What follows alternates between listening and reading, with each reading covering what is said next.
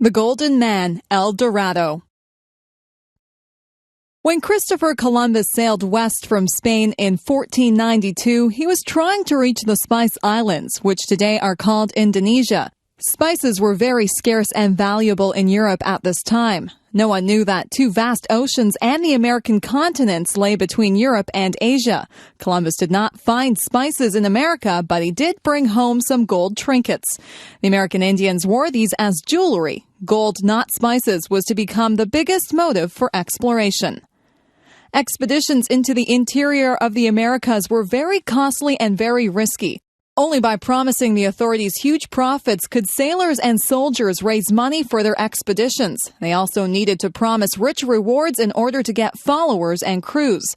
If a leader returned to Europe without gold and jewels, he might end up in jail. No wonder the Spanish conquerors were always searching for gold. At first, the Spaniards stayed around the coasts of the Caribbean Sea, but stories of gold in the interior tempted them to explore inland. They asked the Indians where their gold jewelry came from. The Indians would point further inland. They said that a wealthy people lived in the high mountains that traded gold and emeralds for pearls, cotton, and shells. The Spanish emperor had given the rights to exploit present-day Venezuela and Colombia to his German bankers in 1528. So Germans Dalfinger, Fetherman, and Hohermuth led a series of expeditions into the jungles, grasslands, and mountains. Meanwhile, Spanish conquerors had found immense riches in gold and silver. Hernando Cortez had captured the kingdom of the Aztecs in Mexico in 1519. He had sent immense treasures to Europe. Soon after this, Francisco Pizarro began to explore the west coast of South America. In 1531, Pizarro invaded Peru and destroyed the kingdom of the Incas. Pizarro melted down the gold and silver treasures of the Incas and sent gold and silver bricks back to Spain. The rush to find more gold became very heated. Rumors came down from the mountains of Colombia about a golden man, El Hombre Dorado. There were stories about a king so rich that he wore gold dust instead of a coat. Colombia was the kingdom of the Chibchas.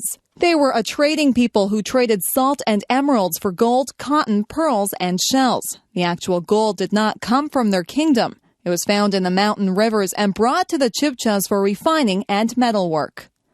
Several armies converged on Chibcha territory. The first to arrive was the Spaniard Quesada, coming up the Magdalena River from the Caribbean. He found the chief cities of the Chibchas and seized their gold and emeralds. Shortly afterwards, one of Pizarro's captains arrived from Peru and Ecuador. Then the German Fetherman arrived from Venezuela. Quesada gave the latecomers some gold and jewels to ease their disappointment. Quesada's men also found out about the Golden Man. High in the mountains was a lake created by a meteorite.